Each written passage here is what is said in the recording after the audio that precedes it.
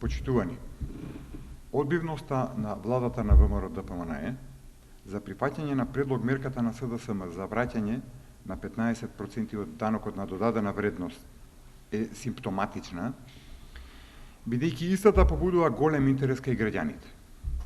Очекувавме ВМРО-ДПМНЕ да коментира, па и да дава и предлози и сугестии, особено во однос на техничките аспекти за спроведување на мерката. Но ова веќе се граничи со патологија. Според реакциите на владата, излегува дека во оваа држава никој, освен член на ВМРО-ДПМНЕ, не може ниту да има, ниту да предложи било што издржано.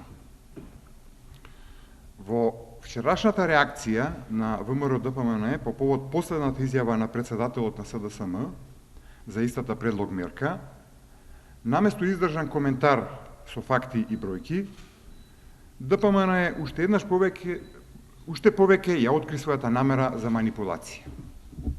Имено, наспроти тврдењето дека Заев говори за дека враќањето на 15% од ДДВ ќе создаде приход од 30.000 денари годишно за секој граѓанин, факт е дека при образложувањето на предлог мерката СДСМ зборуваше за 20 до 30.000 денари годишно по семејство, и тоа во просек.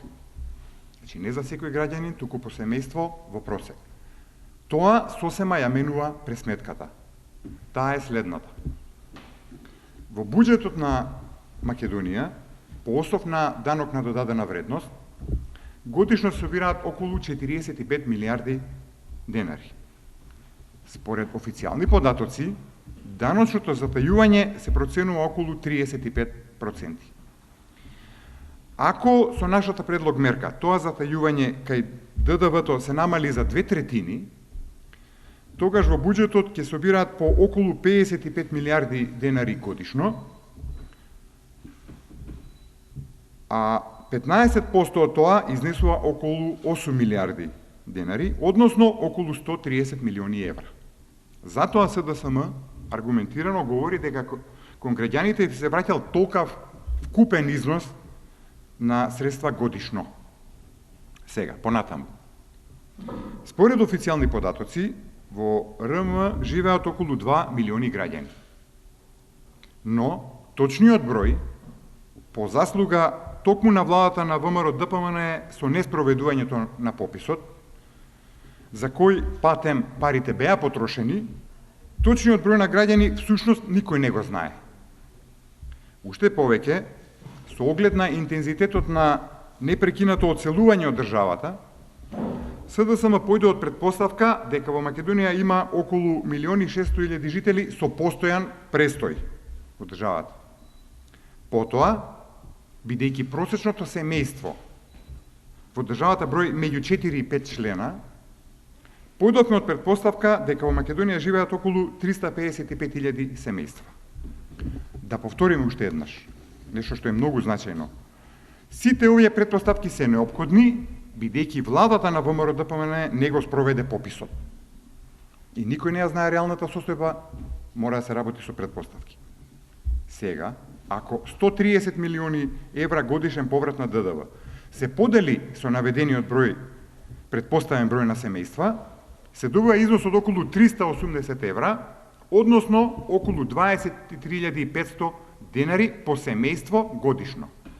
Бидејќи, како што веќе кажавме, станува збор за просек, СДСМ во изјавите ја изнесе претпоставката дека враќањето на 15% од ДДВ-то ќе создаде дополнителен приход меѓу 20 и 30.000 денари по семејство годишно. Се надеваме дека представената пресметка нема да биде премногу сложена за раководството на ВМРО-ДПМНЕ.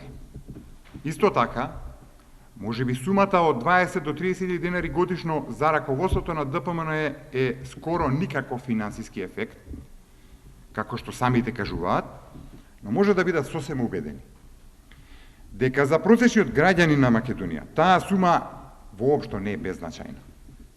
Патем речено, благодарение токму на нивното владење. Покрај сето горе изнесено, останува да се истакнат уште два моменти поврзани со реакциите на владата за предметната предлог мерка на СДСМ. Имено, посебно интересна конфузијата во изјавите дека оваа влада на ДПМНЕ предпочита пониски даноци, за разлика од СДСМ кој наводно предпочитал повисоки даноци. Се прашуваме, дали раководството на ДПМНЕ не може да согледа дека предлогот на СДСМ за враќање на 15% од ДДВ-то всушност значи смалување на даночната стапка, односно помал данок за граѓаните. Па тоа не би требало да биде многу тешко за согледување.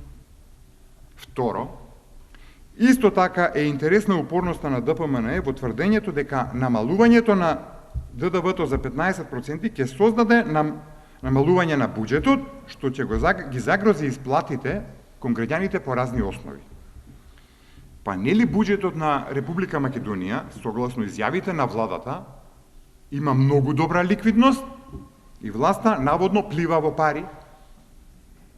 Се прашуваме, дали ова инсистирање на власта дека може да дојде до проблеми со буџетот во иднина, всушност не значи премолчано признавање дека државата е презадолжена, па врските по таа основа, кои ќе пристигаат во наредните години, ќе го стават буџетот во една пренапрегната состојба? Ако не е така, зашто е тогаш толку големиот страф на владата? Конечно, ги повикуваме министрите во владата за ефектите од предметната мерка на СДСМ да не се кријат зад партиски соопштенија, туку да излезат на отворена јавна дебата. Благодарам.